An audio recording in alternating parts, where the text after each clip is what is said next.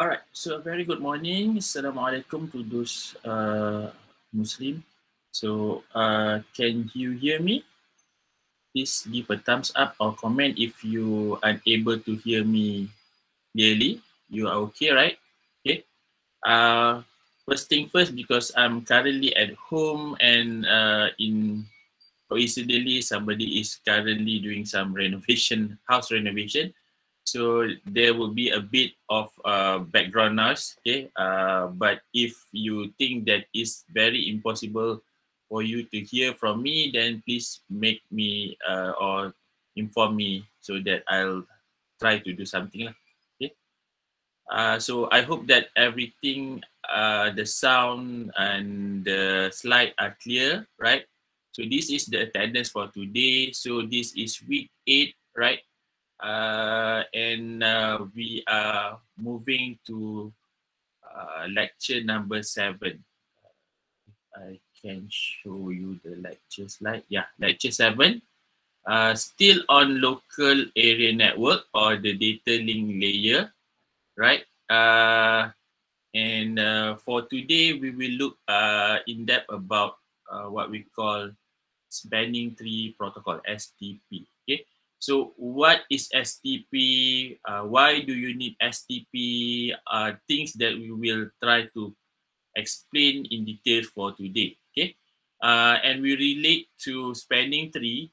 If you look at tutorial 8 itself, okay, you will see that the tutorial will be based on spanning tree. Kind of question that being asked will be like, why spanning tree is needed in data link layer? Okay, so this spanning tree are still in the data link layer. So we are still currently discussing about the data link layer.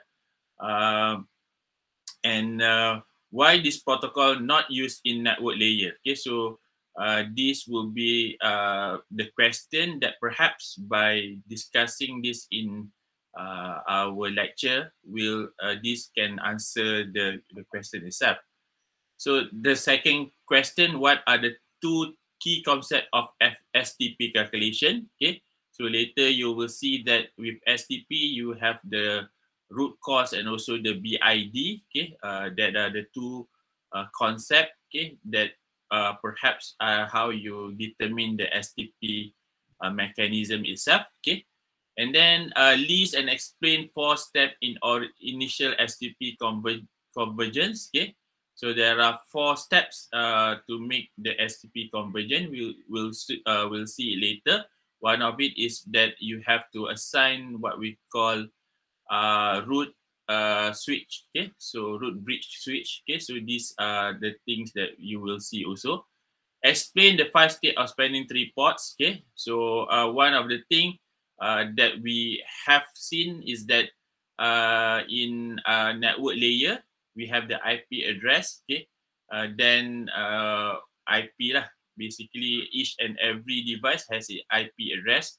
Then in the data link layer, we already seen that we have what we call the MAC address. Okay, and then there's what we call a port. Okay, port will be basically like if you have a house. Okay, so the address would be your MAC address. Okay, and then you will have your IP address as perhaps the actual definition of your house. Then you have your port, which usually will be your door to your house. Okay, so we'll see that how does this spanning tree ports involve. Okay, and then the challenge question, question number 5, given the following network topology in stable state, specific the correct port destination. So you will see what is the definition of port destination,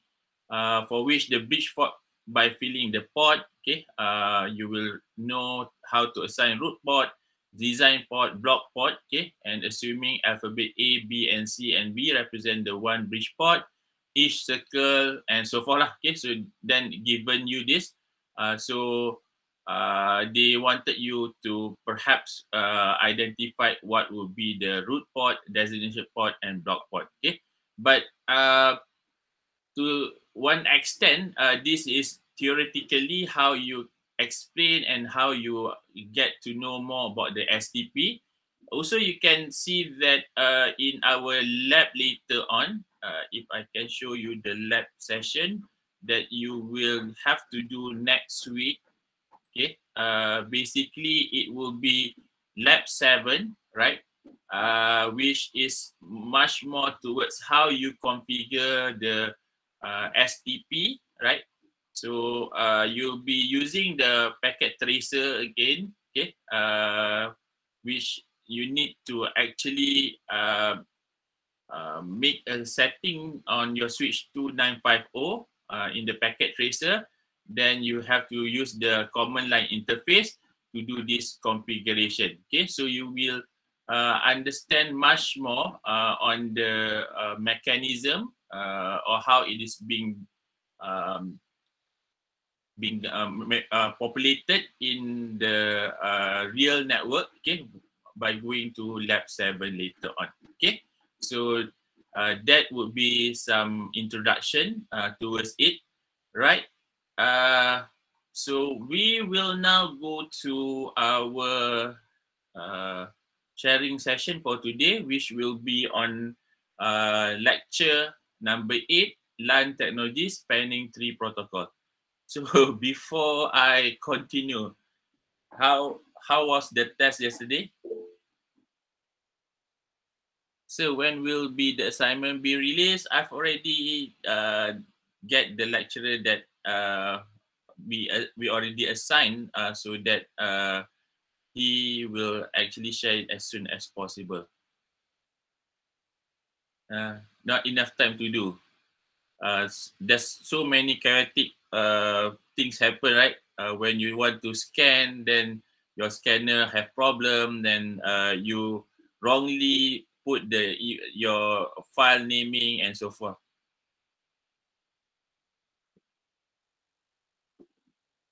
Long, I cannot see. Let me just drag this into. So these are some of your comment about yesterday test. So this one I've already answered. Not enough time to do long question for short time. So is there any link for groups? What groups? What do you mean groups over here? Google groups. You can check in MMLS. Okay. Especially question 8. So Nicholas is having a hard time with question 8. I almost got heart attack when scanning. Okay. Hanan, perhaps you have to look into it because we have another test later on. Okay, so make sure that your scanner works properly. I don't have a group. You mean the assignment, is it? It's not being assigned yet. I've already informed the lecturers that managing the assignment. So perhaps we will get the information soon. Too many questions. Okay, assignment group, don't expect that much. Is test 2 going to be online or physical? At this moment, it will be online lah.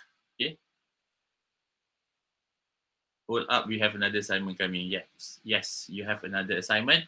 So you still have one test. Okay, two more quizzes, then one assignment and one lab test. So there's 5 more assessment that you have to go through. I don't know, it's heartbreaking or whatsoever, but there's 5 more things that you have to go through for this course, right? What is this skeleton face? Okay. All right. So perhaps you can hold on the comments on the test yesterday. Okay. What will be the assignment roughly about? I'm not so sure yet. Okay. I can only address it when I'm sure about it. Okay. Right. So coming through the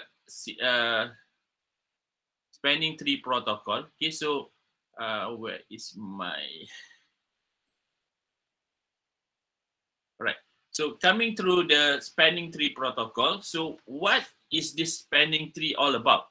So when you have connected to your network, okay, either through your user device, okay, your PC, your mobile phone, your desktop, okay, and then being connected to all the network device, switches, routers, okay, and so forth, okay. So basically, they are being interconnected with some idea of some architecture, lah, okay.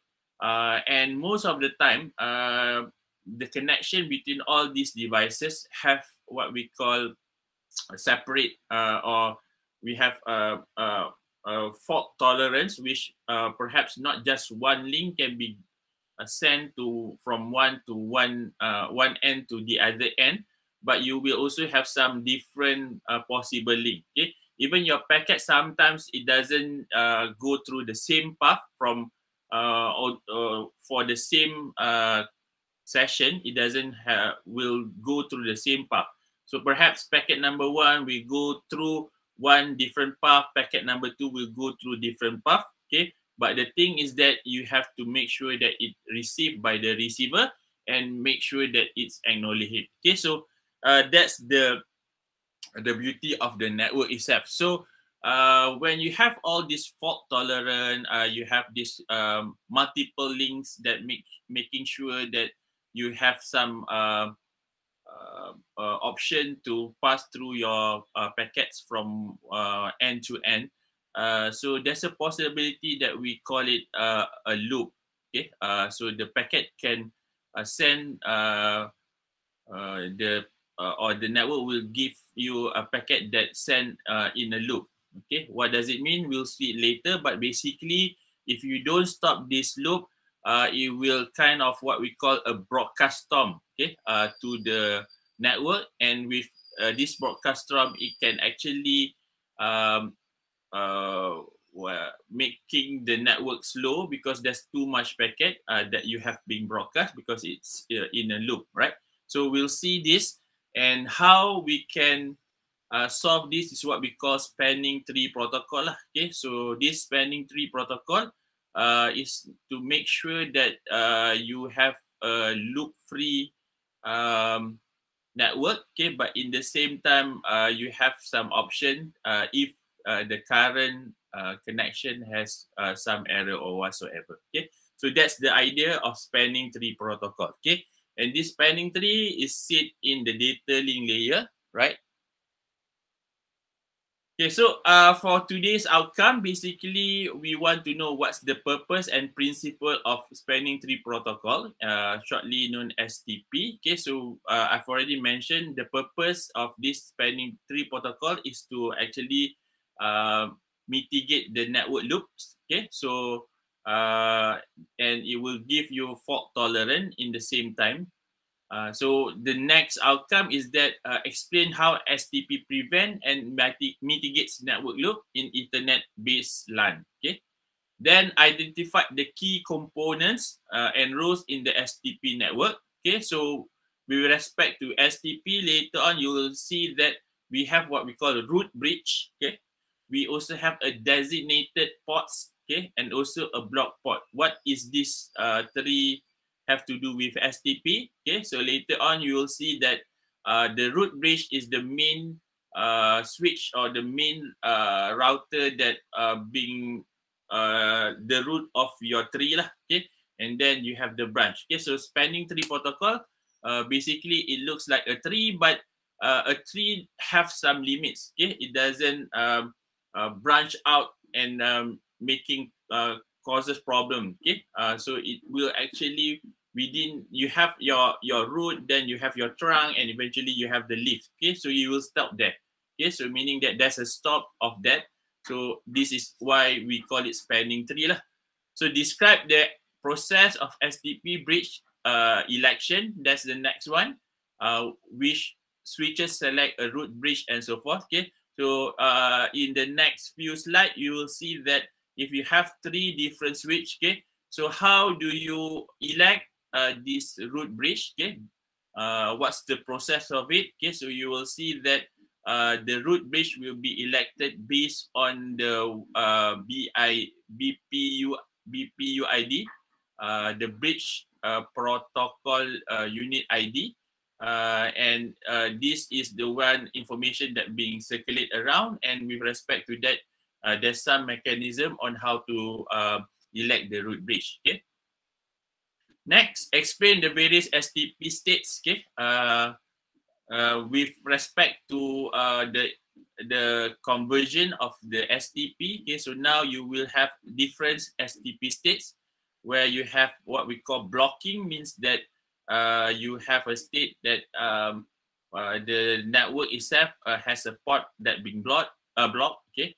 Listening, meaning that you will listen, okay, and you don't send any information yet, okay, and then learning, you still learn, okay, meaning from the listening exercise, so you will learn and try to develop your own table, okay, so it called what you call CAM table, CAM table, okay, and then eventually on the forwarding state, you already have your table, and you can inform the rest of the world that this is what you have learned, okay. And then how they contribute to loop prevention and network stability, okay. And last but not least, you have the, this is the bridge protocol data unit, okay. So this is the message that you circulate around to manage your STP mechanism, okay. So detail the concept of bridge protocol data unit, BPDU, and how they are exchanged between switches for topology convergence, okay. So if you have any question, do stop me, okay. If I'm the mode of presenting, perhaps I didn't see your message or when you do your hands up, so perhaps you can use your voice, okay.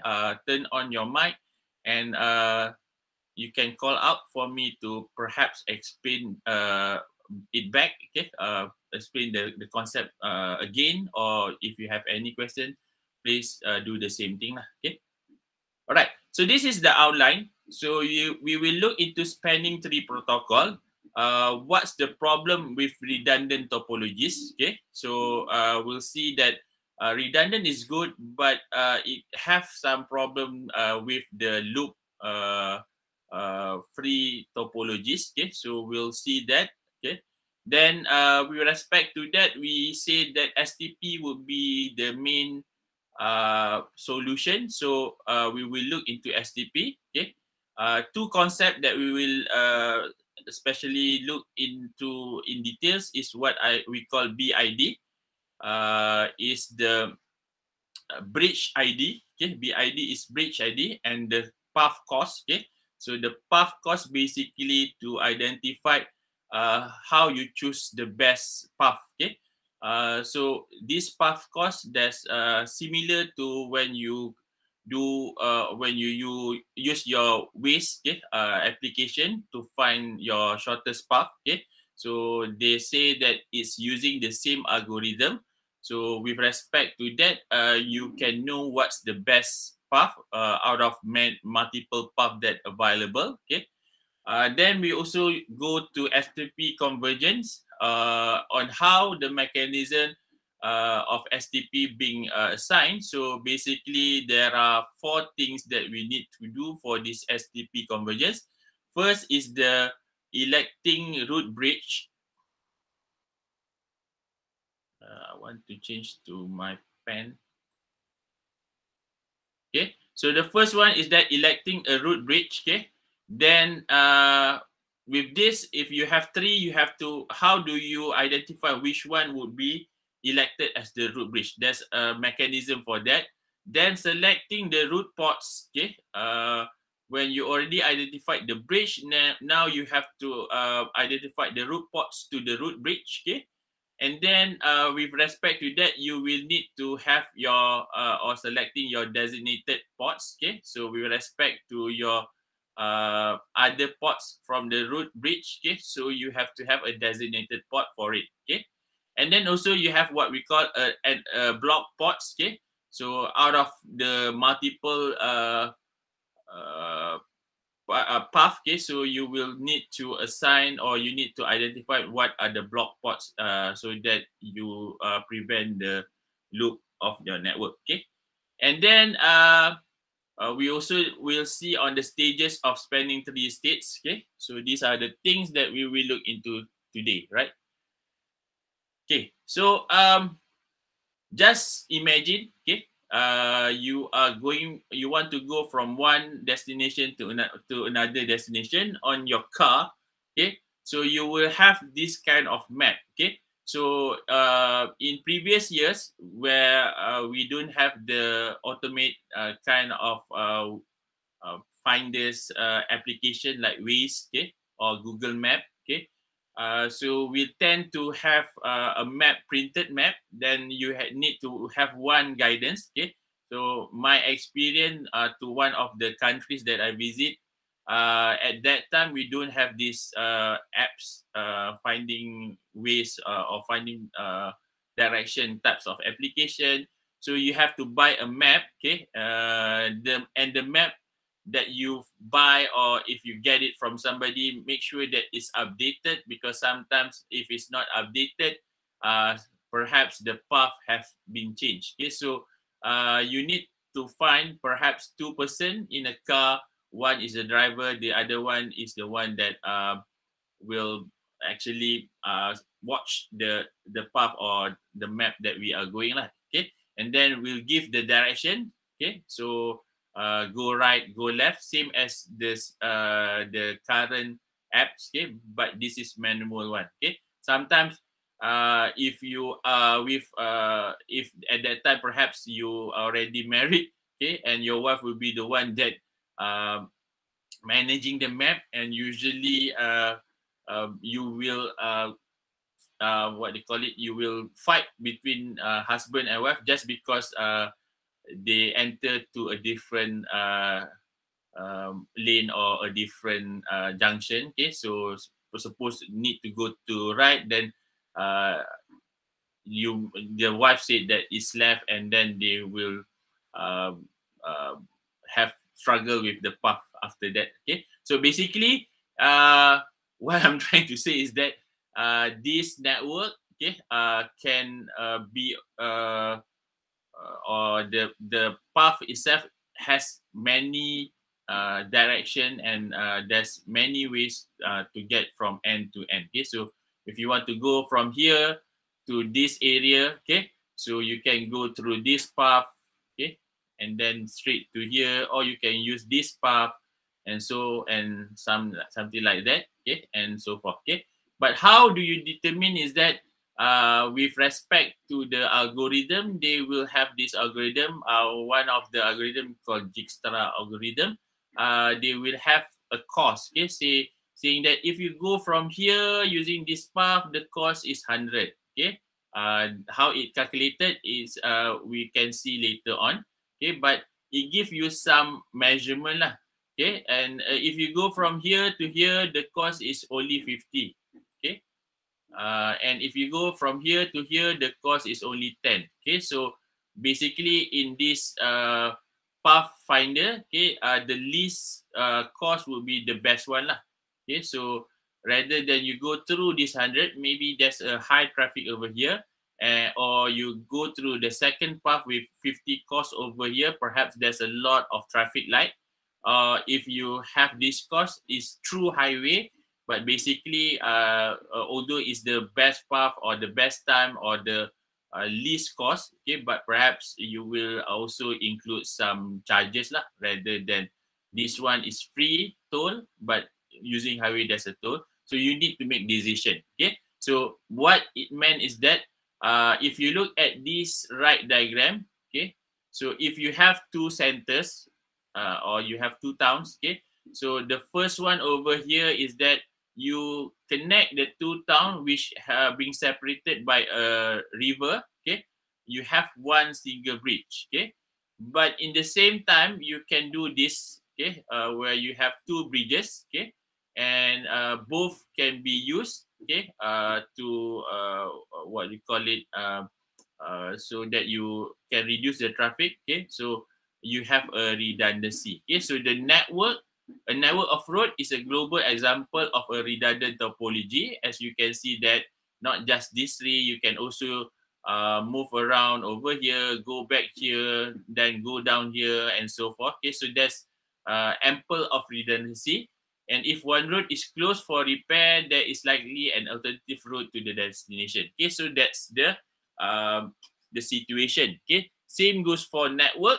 Okay, you will have something like that. Okay, but there's a problem. Okay, these are few problems that comes with redundant topology. Okay, since you are connected using multiple paths, there's a possible of what we call a broadcast storm. So say that you have these three networks that being connected together. Okay, so when you have something new information, so you will pass this information to this network device. Okay, the device, this is the incoming, it will pass to this device, and then there's a possibility this device receive it and pass to the next one. Okay, and then it will do the same thing over and over again, and this is what we call a broadcast storm, where the broadcast information is being circulated without having any stop. Okay, so one of the thing you will see later is that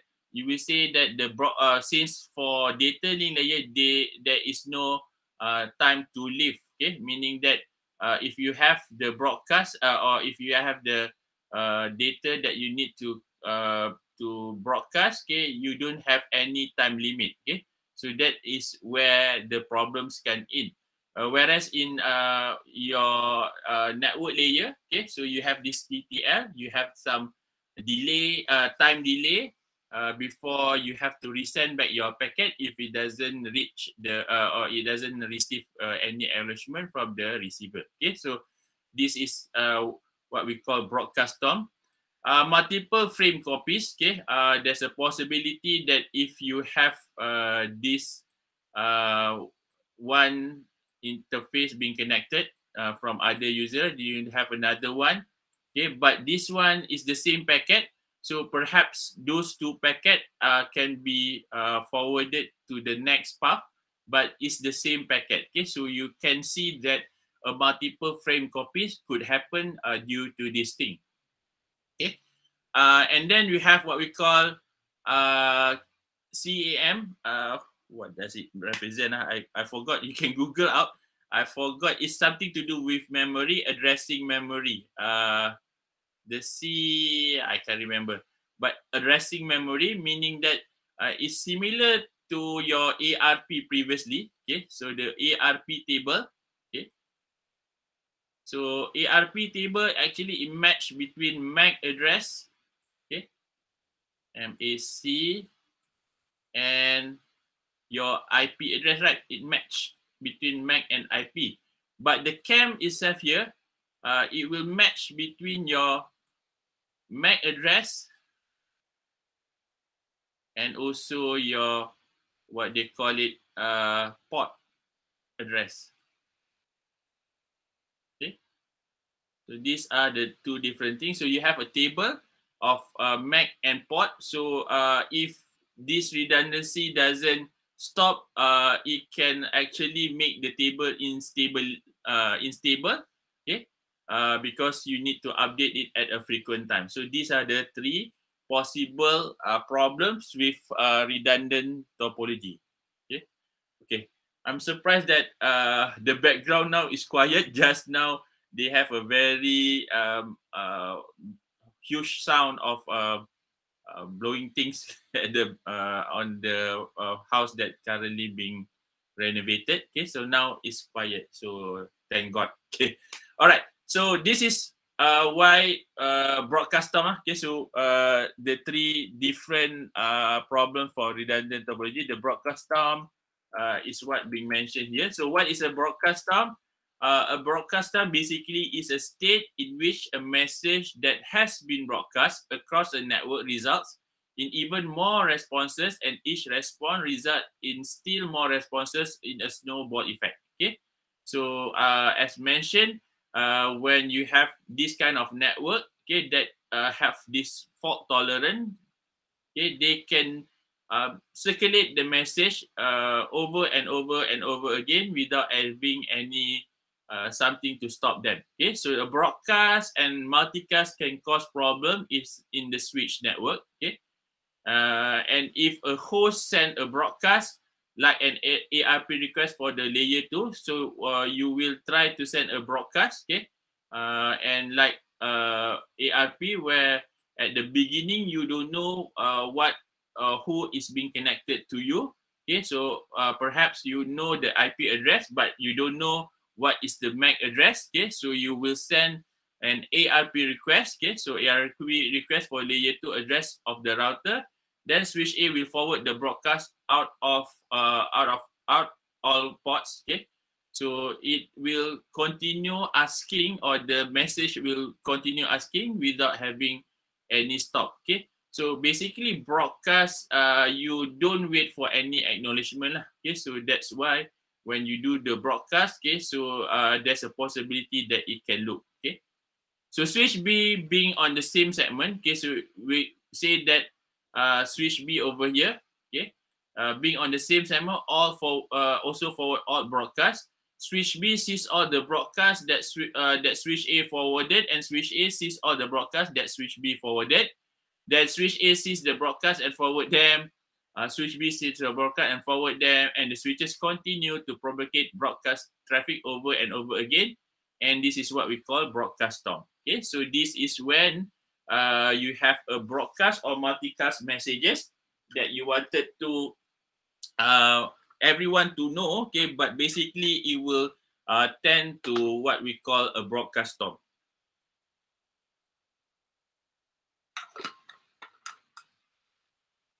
Right. Okay. So not one of the solution lah. The out of many lah, but the one that currently being used, what we call STP lah, spanning tree protocol. Okay.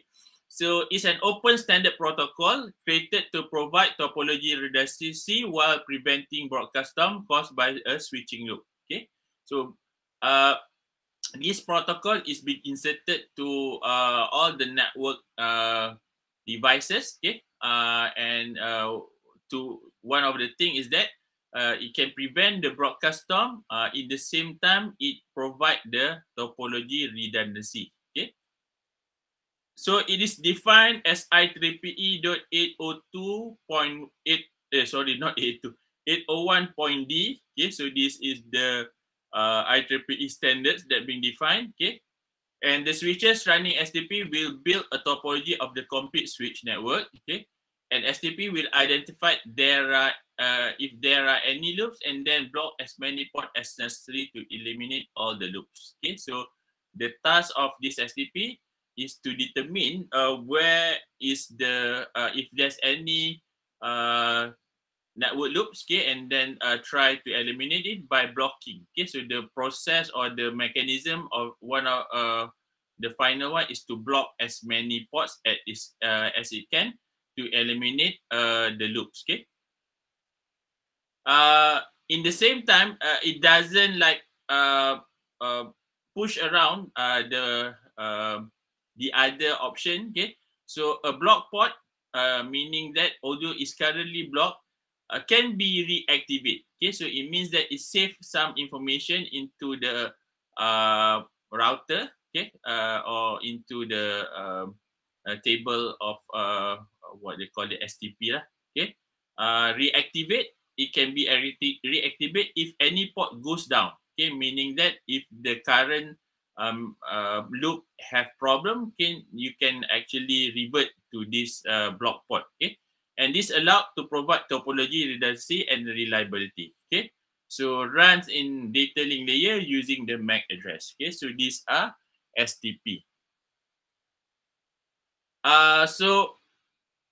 Redundant topology and spanning tree. Okay, unlike IP in the layer 2 header, there is no time to live. This I already mentioned. Okay, so in layer 2 you don't have the time to live, meaning that when you send the broadcast, it doesn't say that within these 2 milliseconds you have to stop.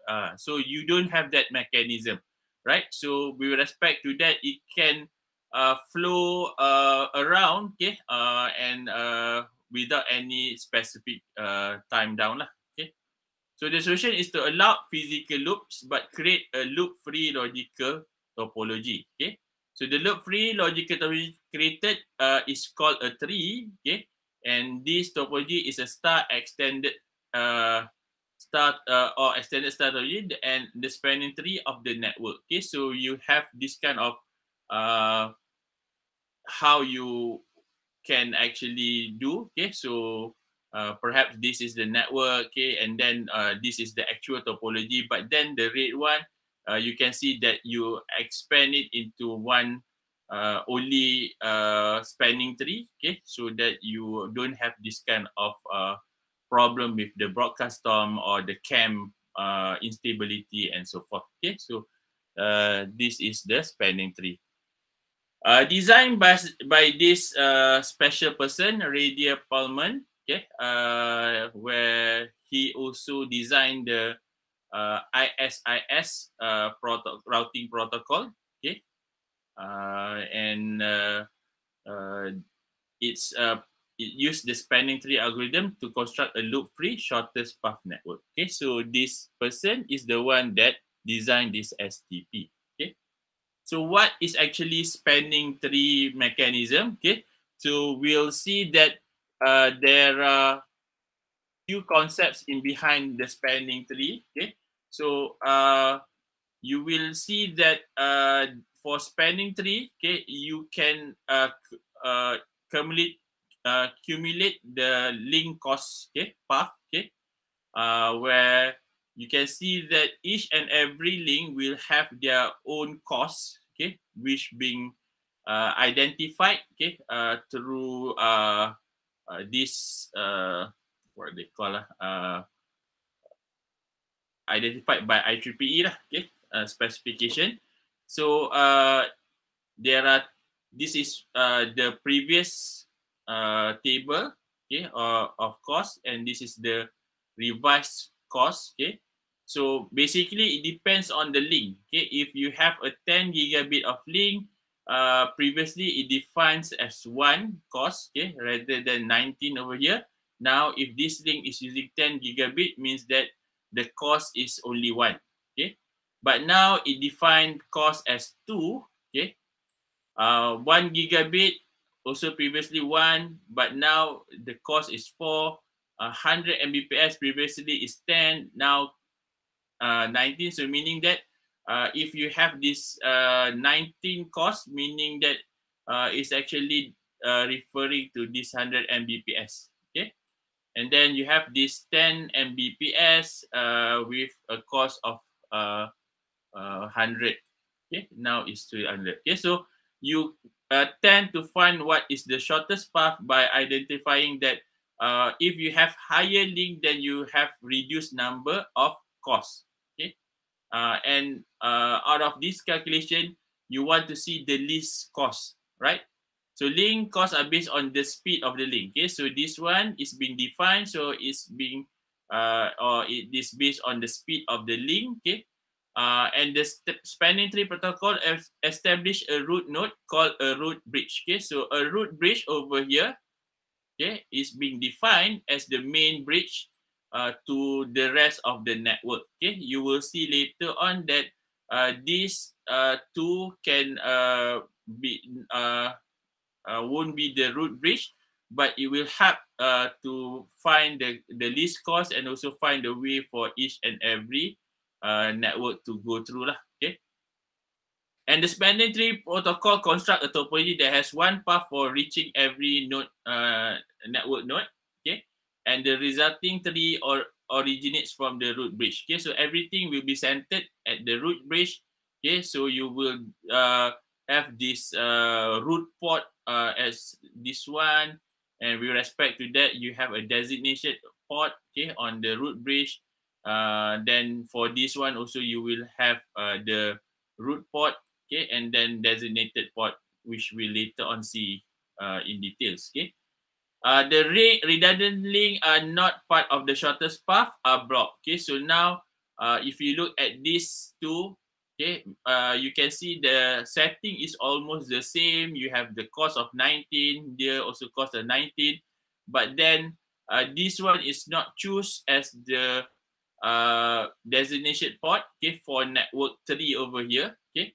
So if you will use this rather than use this one lah, okay. So basically that you will define it something like that. Okay, and then also you need to have what we call BPDU. Okay, so this is the message format that being defined that communicate between each and every devices around this network. Okay, so it has some information that it needs to be inserted. Okay, so the first information is who is the root bridge. Okay. So in the information, that message that being circulated, one of the thing is that it has to identify who is the root bridge. Okay. Then how far away is the root bridge, which is the cost, root path cost itself. Okay. Who is the sender bridge ID? Okay. So is the bit of the bridge that send this BPU. So who is currently sending it, and on which port that is being sent. So what port on the sending bridge does this BPU come from? Okay, so you can see that you have this port. Okay, so in our packet tracer experiment, we also see that we have interface. So the interface is also considered as a port. Okay, so you have the port here like 1 over 1. Okay, so you have 2 ports over here. 1 over 1 or 1 over 2, or this one 1 over 1 or 1 over 2. Also this one 1 over 1 or 1 over 2. Okay, so with respect to this, you can circulate and you can calculate who will be the root bridge. Okay, and then you can circulate it back to all the network. Okay, and if there's any changes, it will do the same thing with respect to these messages. Okay, which actually this is a broadcast message. So it is because certain paths are blocked that a loop-free topology is possible. So this is where it is been blocked. So meaning that if you have packet from here, you can send through here, okay, and not through here, or perhaps this is a least cost, so you don't send it through here. But if you have a packet that sent through here, you don't send it through here because this has a very high cost. Okay, so now you have this implementation, only one path, although physically it's being connected as this. All right. The spanning tree protocol requires network device to exchange messages. Okay, so this is the messages to detect the bridging loop, and links that will cause a loop are put into a block state. Okay, as mentioned here. And BPU continue to receive on block port. Okay, and the information will be continuously being circulated. Okay,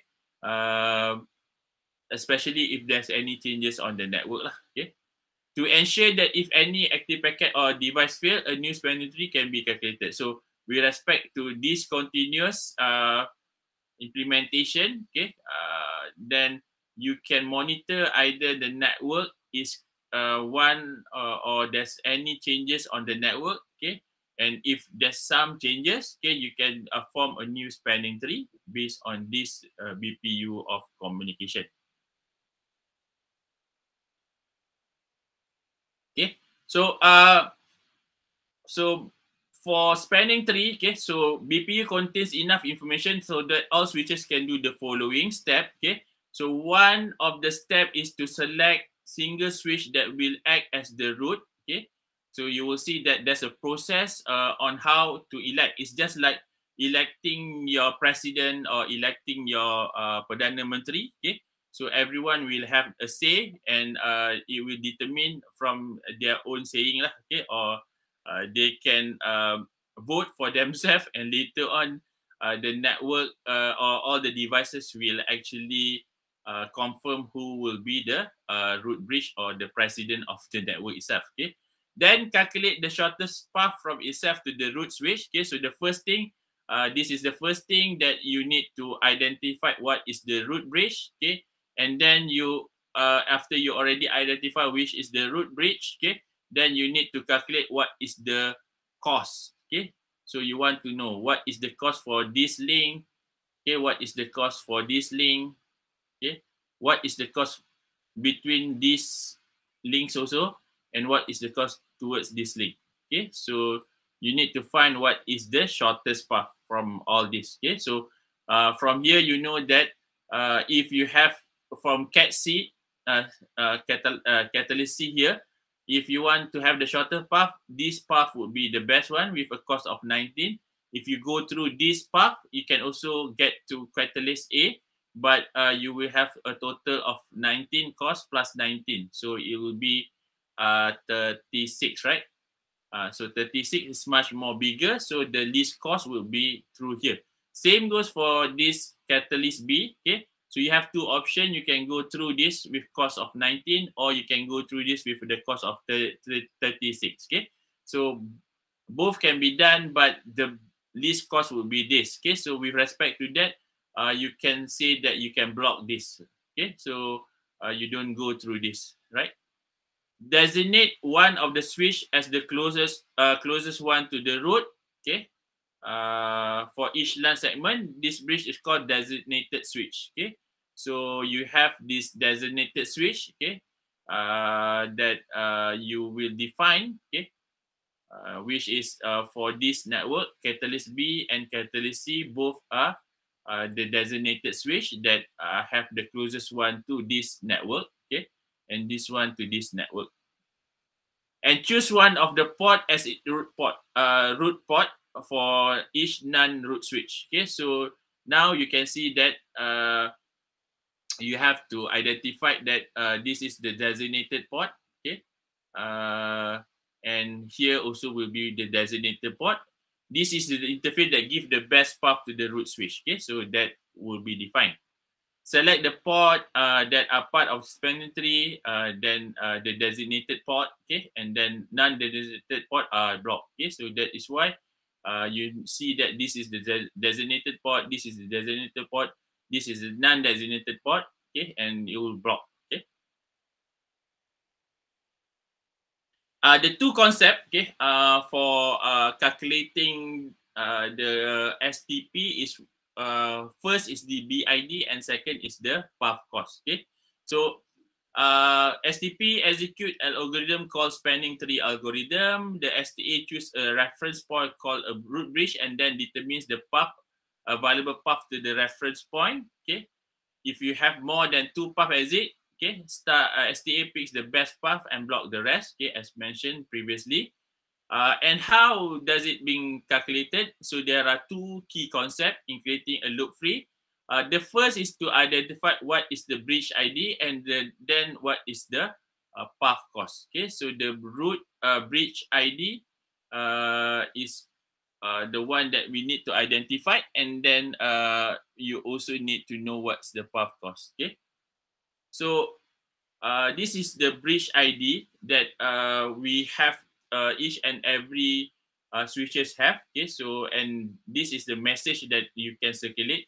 So you have this frame, okay, which have 8 bytes altogether. So BID, bridge ID, you have the 8 bytes, where you have 2 bytes is for your priority, bridge priority.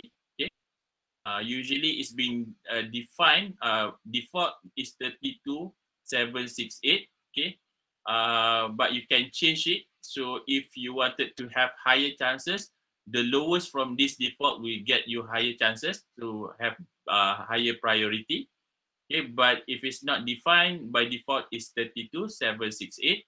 Then you have the MAC ID, okay, the 6 byte, okay, which a 6 byte information, okay, from backplane or supervisor. So a bridge ID is used to identify each bridge and switch. Okay, so the bridge ID is the one that identified the bridge or switch. Okay, and the bit is used to determine the center of the network in respect to STP, known as the root bridge. Okay, so this information will be circulated between all the switches, and from there it will determine who's the root bridge itself. Okay, So consist of two component, a 2-byte proprietary bridge, okay, with a default of 32768 or hexadecimal in 8000, and a 6-byte MAC address, okay.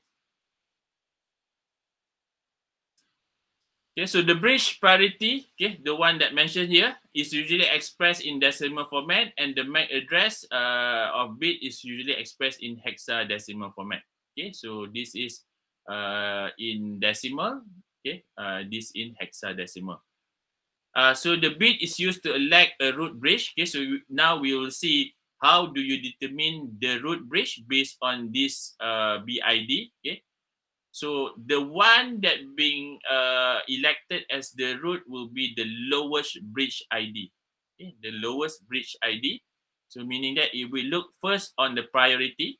Okay, so the list of, say that the 3 devices, the list item or the list data or the list numbers will be having the higher priority.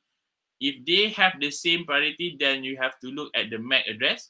Okay, so how do you determine the list or the list number of your MAC address? Not the list number. I mean, out of the 3, what would be the lesser number lah? Okay, so if you have between 33333, 22222, and 1111 as your MAC address, 1 would be the lesser one lah.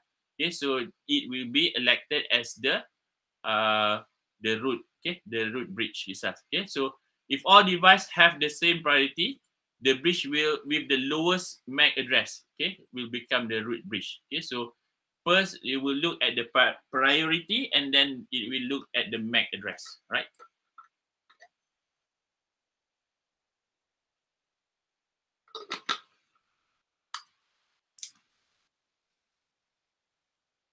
Right. So then you will also see here, okay, the path cost is being determined from the standard of IEEE. Okay, so we already seen that where this is the current one that be implemented.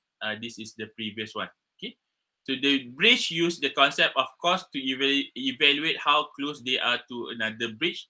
And this will be used in the SDP development of a loop-free topology. So originally, how they calculate this is that they have 1,000 divided by the bandwidth. That is why they got this 100 if you have 10 Mbps. Okay, so 1,000 divided by 10, 1,000 divided by 100, 1,000 divided by 1. So you have the different costs. Okay, and if you look at it, the lesser the number is the best cost lah. Okay, so running out of room for faster switch including 10 Gbps, so it changed to a new one. Okay, so now it define much detail based on the non-linear scale. Okay, so now you have the 250 for 4 Mbps, you have 14 for 155 Mbps, you have 4 for 1 gigabit per second, and 2 for 10 Gbps. Okay, so it will combine between the BID and also the link cost. Okay, so you can now modify the path cost by modifying the cost of the port, but you have to be cautious on item around the 6-minute mark. It's a great sound. And you, thank you. Can you please switch off your mic? Right. Okay, thank you very much.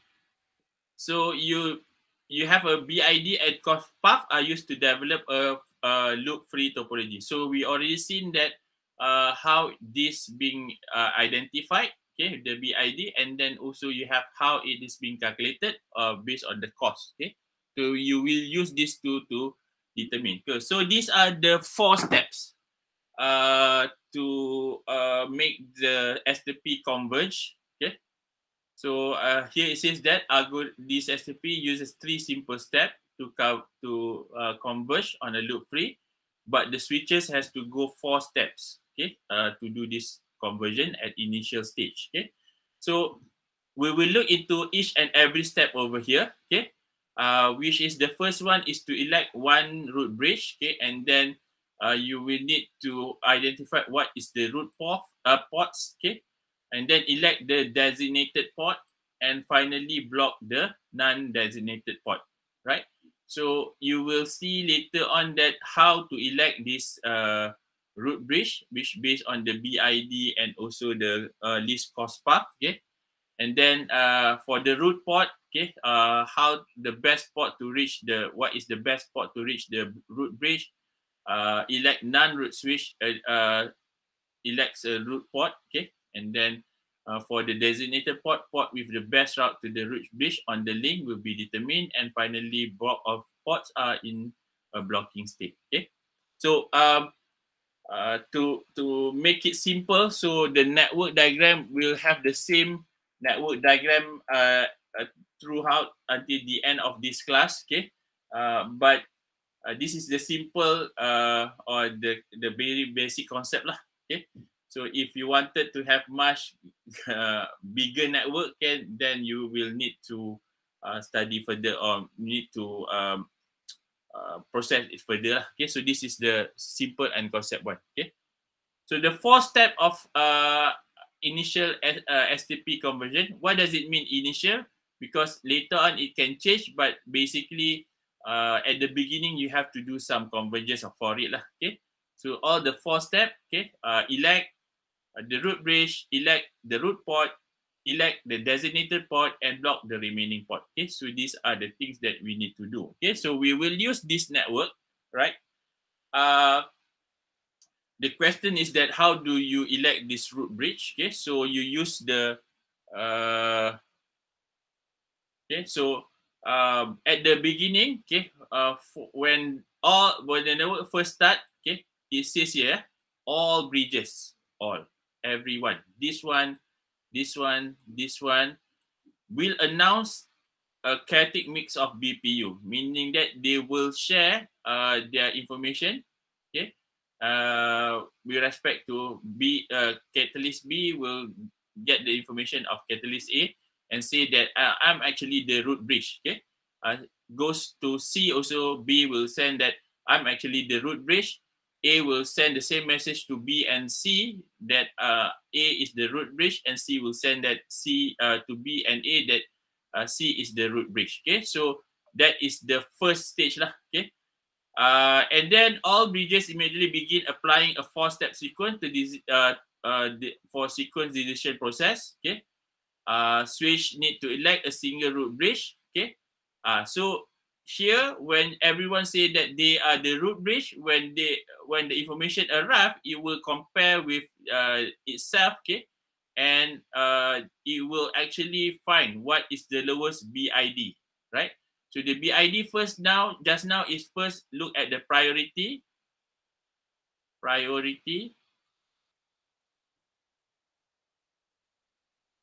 sorry, and then look at the MAC address. So both, you will see on the priority first, if any of this has higher priority, but highest priority in the sense that you have the lowest priority number lah. Okay, if everything is same, then you have to look at the MAC address. Okay, so as I mentioned now, here you have the priority information for all these three is the same. You see, 32768. Okay, A have the 32768, B also have the priority 32768, and C have the priority 32768. Okay, but then the MAC address, okay, will have some different. So MAC address for those who that MAC address should be unique for each and every interface or each and every device. Okay. So what they need to do now is that they have to choose which one is the lowest, okay? And out of these three, A will be the lowest, okay? So A will get being elected as the root bridge, okay? So many tags refer to them the higher priority, which is the lowest bit value, and this is known as the root wall, okay? So they will exchange the information between each other, and suddenly they realize that A will win it, okay? So A has the lowest bridge MAC address, so it wins the root war. Okay, So now A can give information to all that I'm the root switch. Okay. All the switch have the same default bridge value of 32.768, except that the MAC address A is the lowest.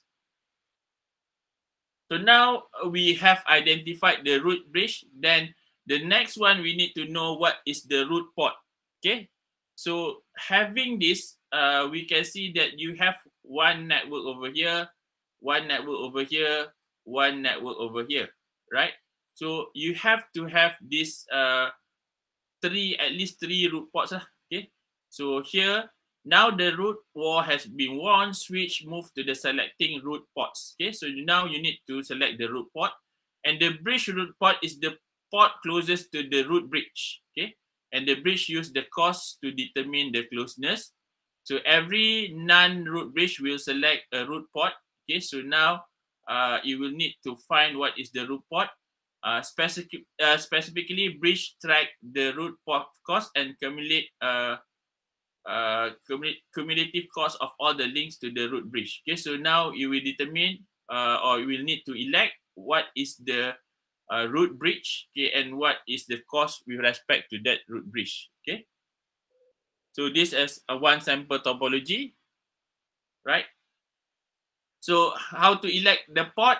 Okay, so you know the cost. Okay, so the PPU that sent from A will give you that the cost going through this path would be 0. Okay, but then at this part, okay, so it will say that cost would be 19 plus 0. So send catalyst A send out the BPU containing root path cost of 0. Okay, and B receive the BPU and adds the cost path to port 11. Okay, so here this cost 0 because it's within it. Okay, so it doesn't have any cost. Okay, so it sends the message, but then arriving at here, you have the additional cost of 19. So that is why you have 0 plus 19 is 19. Okay, so B adds root cost 0 plus its port 11 to 19. Okay, same goes for C. Okay, and also for this part. Okay, so between this. Okay, so C will be the same thing. Okay, step 3, catalyst B use this value of 19 internally and send BPUs with a root cost path 19 out to port 1/2. So now it sends to port 1/2. Cat C receive the BPU from Cat B and increase the root path cost to 38, same as Cat C sending to Cat B. Okay, so now this cost would be 19. This cost, if you want from this port going to here, you will have 19. And also if you want from here to this path, okay, it will cost you 38 lah. Right? So catalyst B calculate that this it can reach root bridge at the cost of 19 via port 11. So if you want to have 19 cost, you have to use port 11 as opposed to a cost of 38 via port 12. Okay, so if you want to go to catalyst A, you have the option. This one is using port 11. You have 19 cost, but if you want to use this to using this, so it will have a total of 38 lah. So port 1 become the root port for catalyst B. Okay, and the port closest to the root bridge. Okay, and Cat C goes through a similar calculation and elect port 11 as the root port. Okay, so now you have the root port over here. Okay, if you wanted to for these two network lah. Okay, but then for between these two, we need to further analyze. Okay, so you have the root port. Now the next thing is to elect designated port. Okay. So what is a designated port? Okay, a designated port function as the single bridge port that send and receive traffic to and from the segment and the root bridge. Okay. So each segment in the bridge network has one designated port chosen based on the following criteria in order.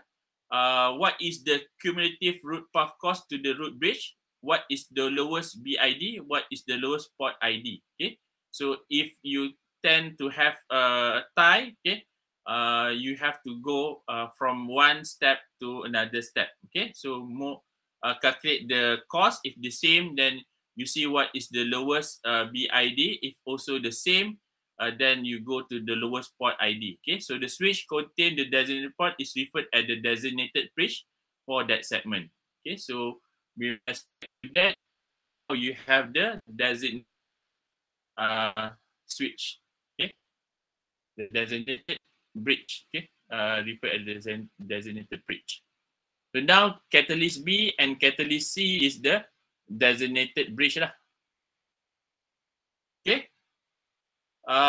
What else? So the segment. Okay, now you have two options. Okay, going from B and C to catalyst A. Okay, so segment A, segment 1 over here, cat A has a root cost of 0. Okay, after all is the root bridge. Cat B11 has a root path cost of 19. Okay, so this one is 0, this one is 19. Okay, and then for segment 2, okay, 1, 2 have the cost of 0. Okay, because it's directly attached to catalyst A. After all is the root bridge, and cat C11 has a root cost of 19. Okay, so mentioned over here. Okay, now this segment 3, cat B12, so this port has the cost of 38, and cat C12 has the root cost of 38. Okay, so this have tie between these two. Okay, so which one you want to choose? Based on what we have mentioned just now, it has to see what is the path. Okay, okay, designated port for segment. Okay, so this one we mentioned that we have already identified that this is the designated port because this is the closest one. Okay, because cat A has the lower root podcast, it becomes the designated port for segment 1. So anything that wanted to go through segment 1 will be through this port 11. Same goes for segment 2, except for segment 3 right now. Okay, so there's a tie. Okay, so because it's a tie, when faced with these ties, STP always use the 4-step decision process: lowest path cost to the bridge, the lowest AD, and the lowest port. Okay, lowest BID. Okay, if it's not lowest BID, then go to the lowest port port ID, right? So you can see the MAC address itself. Okay, because the first level just now, cost is the same. The lowest sender port ID is the 3rd step. So now we go into the lowest BID. First, you look at the priority. Okay, you see that the priority is the same between this one and this one. But now you can see that the MAC address, this one is lower than this one. So with respect to that, we can say that the designated port for segment 3 has to pass through here, and you block anything that go through this. Okay, so therefore, the sender BID is lower on cat C than cat B than cat C. So cat 1, 2 becomes the designated port for segment 3. Okay, so for network 3, this is the main port. Okay, so therefore becomes the non-designated port block for segment 3. Okay, so this one is currently been blocked. Okay, so with respect to that, if you already identified the bridge, the root bridge, okay, and then you already identified the designated switch, okay, you also have designated port. Okay, so now you have these different states of your STP. Okay, so you have the blocking one, you have the listening, you have the learning, and then you have the forwarding. Okay, so for blocking, okay, it's either it's totally being blocked, okay, due to you have decided to block it, or you have a new link coming up, so you have to block. Okay, but the thing is that it changes the CAM table, CM table, okay, based, it doesn't abruptly change, it needs time to do this. Okay, so the time is required for BDU, protocol information to propagate throughout a switch network. It needs time. Okay, so you can see that for blocking, it needs around 20 seconds. For forward, for listening, it needs 15 seconds to actually exchange the information. For forward delay, it needs 15 seconds to do this and so forth. Okay, so topology changes in one network is not instantly being changed lah. Okay, so it's not being abruptly changed, but it takes time. Okay. Similar when you do the lab 6 experiment recently, so you can see that the changes will be done based on it needs some time lah before it can have a successful one. Okay. So there's a propagation delay, and a switch should not change a port state from the inactive block to active forward immediately, which this can cause data loop. Okay, so it takes time, and it's to make sure that the loop issues doesn't change abruptly lah. So each port on the switch that is using the spanning tree has one of 5 of this state. Okay, so these are the different 5 states that you have in STP. Okay, so you have the disable. Okay, a port that is shut down. Blocking is a port that is blocking traffic. Okay, listening, where you are not forwarding traffic and not learning the MAC address. Learning is not forwarding traffic, but you are learning the MAC address and forwarding, sending, and receive traffic like a normal. Okay, so these are the different states that you can have. Okay, so coming to the 3 different how you identify this the blocking. Okay, so which one to choose as the designated port for segment 3 just now. So we see that the lowest cost to root bridge is the same. Now we see that the lowest BID, you can decide the tie. Okay, so based on the MAC address is different. Okay, but then you can also see that at some moment or in some occasion, you will need to use this lowest sender port ID. Okay, so this slide represent this. Okay, so assume that the path cost is equal, okay, and the port priorities are default 32, and the port ID used in this case, port ID used in this case, port 0 forward because it's lower than port 0, 0 or 02. Okay, so now if you need to decide between the port, okay, so 1 and 2, 2 is higher than 1. Okay, so then it choose this 01 as the main port, okay, and then block port 02, right? Okay, so if the path cost of bridge ID are equal, okay, the switch goes to the port priority for a tiebreaker. Lowest port priority wins. Okay, if all ports are the same priority, the port with the lowest port number forward the frame. Okay, so these are if you have to decide what will be the tie. Okay, so if you have this network lah, okay, so this is the root bridge. Okay, so you have 2 different interface over here. Okay, the MAC would be the same for this. The BID also the same. Now you have to cut the tie based on the port. Okay, so now between port 1/2 and 1/1, so you will choose 1/1 because this one is the lowest port ID compared to this one. So you block this one and make this happen through this port 11. Same goes for catalyst C if you have 2 link. Okay, so between 111 and 112. Okay, so you choose 111 because it's the lowest. So you block port 112. Okay, so all port have the same priority. The port with a lowest port number forward the frame. Okay, so this is how you can see it. Okay, so with respect to that, now we have finally get the final of your spanning tree. Okay, so in the final spanning tree, after removing the links to block port, there are no cycles. Okay, so there's no loop, backup loop lah. Okay, so each switch has shortest path to root and redundant path are safe. Okay, so you don't have any loop cycle.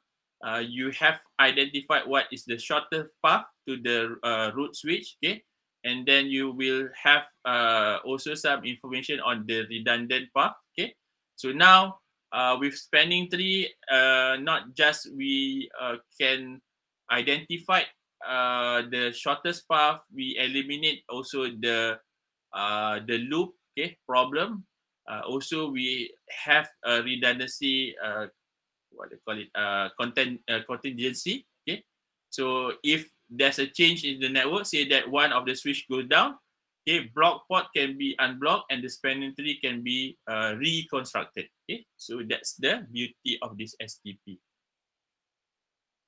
In summary, we can say that STP uses lowest bridge ID priority based on the MAC address and determine the root bridge. Okay, so the BID just now contain of two information. One is the priority and the other one is the MAC. Okay, so how do you determine it? Is that first you look at the priority. If you have the highest priority, okay, which is actually the lowest value, then you choose the lowest value. Okay, but if it's a tie, then you have to choose the lowest MAC address. Okay, and then you can identify the root bridge. Then STP uses the following criteria in order to determine root and designation port. Okay, lowest cumulative path cost to the root bridge will be the one that being assigned the root and designation port. Okay, if it's tied, then lowest bridge ID will be determined. Okay, and if it's still tied, you use the lowest sender port ID. Okay, so STP, this one is the summary lah. Okay, so that would be the one on STP lah, right? So with respect to that, we can now determine how to make sure that there's a free loop problem on your network, and in the same time, you will have the redundancy, and you will also know where to route your packet based on the shortest path, right?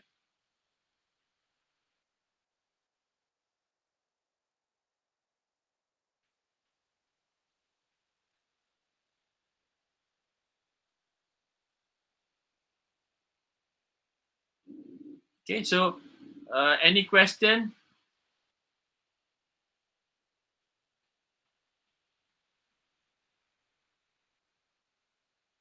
So what is Khan doing?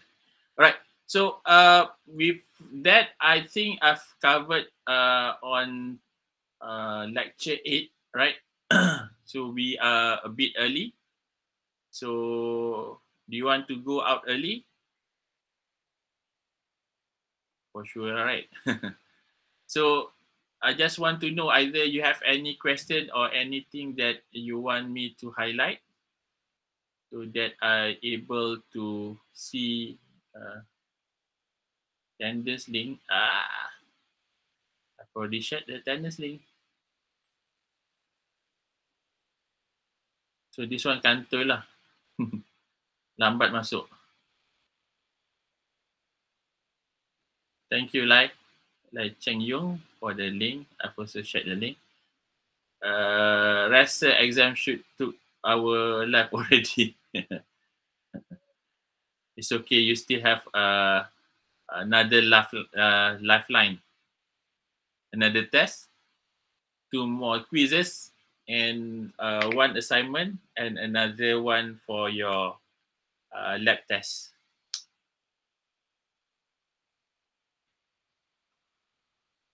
So open for any question or anything. Thank you, meaning that you, Aziza, you want to go now?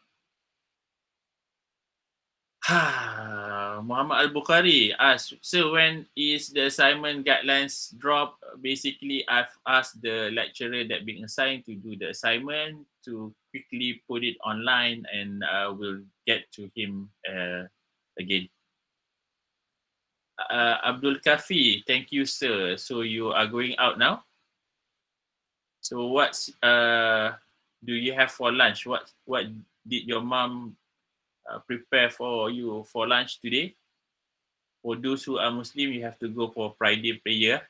This is not PKP. We just have an online class only. The tests and quizzes will be online or physical. Quizzes will be online. The test will, I would say that if no changes, will be the same thing that being done yesterday. So Nicholas, you will have a noodle. What kind of noodle? There's a lot of noodle. Putok noodle, you can have like mee kung fu, or you can have pan mee. Oh, okay. Wonton mee. All right. Okay, very nice. How about your lunch? Your breakfast just now? Do you skip your breakfast? So you expect for your lunch directly? Asam laksa. So Nicholas just coffee. Is it as expensive coffee or just a normal kopi O?